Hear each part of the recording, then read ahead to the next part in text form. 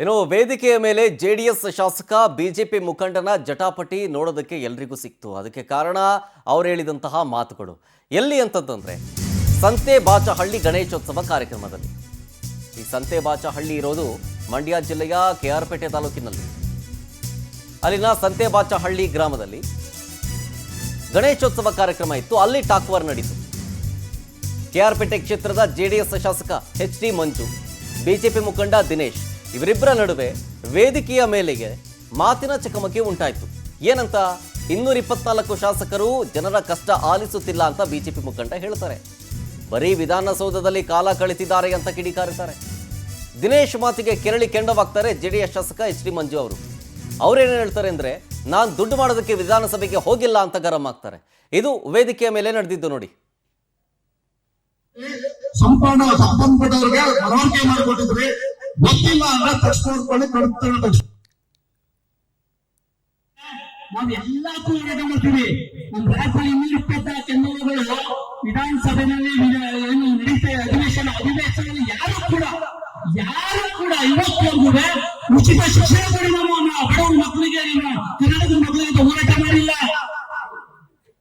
ಯಾರು ಕೂಡ ಲಕ್ಷಾಂತರ ಪ್ರೈವೇಟ್ ಆಸ್ಪತ್ರೆ ಲೂಟಿ ಮಾಡ್ತಾ ಇದ್ದಾರೆ.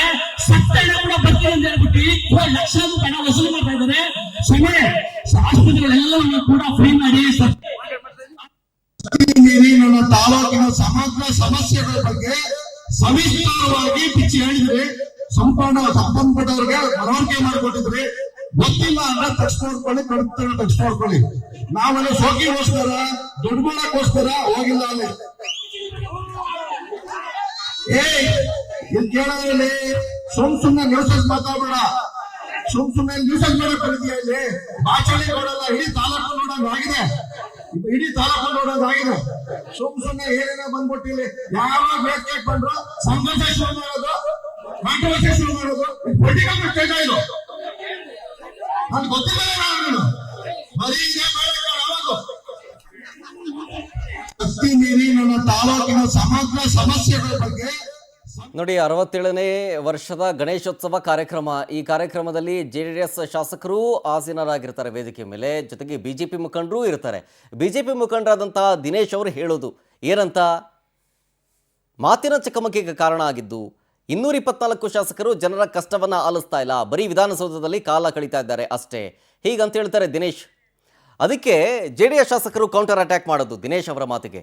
ಜೆಡಿಎಸ್ ಶಾಸಕರು, ನಾನು ದುಡ್ಡು ಮಾಡೋದಕ್ಕೆ ವಿಧಾನಸಭೆಗೆ ಹೋಗಿದ್ದಲ್ಲ, ನಾವು ಜನರ ಕಷ್ಟವನ್ನು ಆಲಿಸ್ತಾ ಇದ್ದೀವಿ, ನೀನಿಲ್ಲಿ ನ್ಯೂಸೆನ್ಸ್ ಮಾಡಕ್ಕೆ ಬಂದಿದ್ಯಾ, ಹೀಗಂತ ತಮ್ಮ ಆಕ್ರೋಶವನ್ನು ಹೊರಹಾಕ್ತಾರೆ.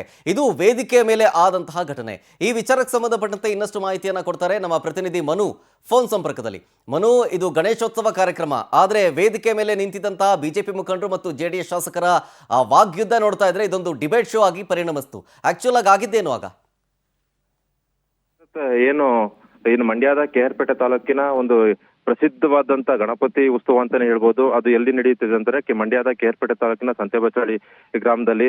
ಏನು ಆ ಗ್ರಾಮದಲ್ಲಿ 67 ವರ್ಷದಿಂದ ಆ ಗ್ರಾಮದ ಹಿರಿಯರಾದಂತಹ ನೆಂಜಪ್ಪರ ನೇತೃತ್ವದಲ್ಲಿ 67 ವರ್ಷದಿಂದಲೂ ನಿರಂತರವಾಗಿ ಏನು ಅದ್ದೂರಿ ಗಣೇಶೋತ್ಸವ ವಿಸರ್ಜನಾ ಪ್ರಯುಕ್ತ ಏನು ನಿನ್ನೆ ಸಂಜೆ ರಾತ್ರಿ 11 ಗಂಟೆಗೆ ಪ್ರಾರಂಭವಾದಂತಹ ಅದ್ದೂರಿ ರಸಮಂಜರಿ ಕಾರ್ಯಕ್ರಮದಲ್ಲಿ ವೇದಿಕೆಗೆ ಒಂದು ಶ್ರೀಗಳು ಸೇರಿದಂತೆ ಗಣ್ಯರು ಮತ್ತೆ ಸ್ಥಳೀಯ ಶಾಸಕರು, ಬಿಜೆಪಿ ಮುಖಂಡರು ಒಂದು ವೇದಿಕೆಯಲ್ಲಿ ಇರ್ತಾರೆ. ಆ ವೇದಿಕೆಯಲ್ಲಿ ಏನು ತಾಲೂಕ್ ಪಂಚಾಯತಿ ಮಾಜಿ ಸದಸ್ಯ ಅವ್ರ ಹಿನ್ನೆಲೆ ಜೆಡಿಎಸ್ ಇದ್ರೂ ಕೂಡ ಏನು ರಾಜಕೀಯ ಸನ್ನಿವೇಶದ ಕಾರಣಾಂತರದಿಂದ ಬಿಜೆಪಿಗೆ ಸೇರಿದಂತ ದಿನೇಶ್ ರವರು ಈಗಿನ ಪ್ರಸ್ತುತ ರಾಜಕಾರಣಿಗಳು ಅಂದ್ರೆ ಪೂರಾ ಏನು ವಿಧಾನಸೌಧ 224 ಶಾಸಕರು ಒಳಗೊಂಡಂತೆ ಏನು ವಿಧಾನಸಭಾ ಸಭೆಯಲ್ಲಿ ನಮ್ಮ ಜನರ ಸಮಸ್ಯೆ ಬಗ್ಗೆ ಕೇಳ್ತಾ ಇಲ್ಲ, ಸುಮ್ನೆ ಕಾಲಹರಣ ಮಾಡ್ತಾರೆ ಅಂತ ಪರೋಕ್ಷವಾಗಿ ಸ್ಥಳೀಯ ಶಾಸಕರಿಗೆ ಒಂದು ಮಾತಿನ ಹೇಳಿಕೆಗೆ ಕೆಂಡಾಮಂಡಲ ಅಂತ ಸ್ಥಳೀಯ ಶಾಸಕ ಎಚ್.ಡಿ. ಮಂಜು, ಇಲ್ಲಪ್ಪ ನೀನ್ ಎಲ್ಲದಕ್ಕೂ ಎಲ್ಲಾ ವೇದಿಕೆಗಳು ಕೂಡ ನೀನು ನ್ಯೂಸೆನ್ಸ್ ಕ್ರಿಯೇಟ್ ಮಾಡ್ತೀಯಾ, ನಾವ್ ಯಾವತ್ತೂ ನಾವು ಸ್ಥಳೀಯ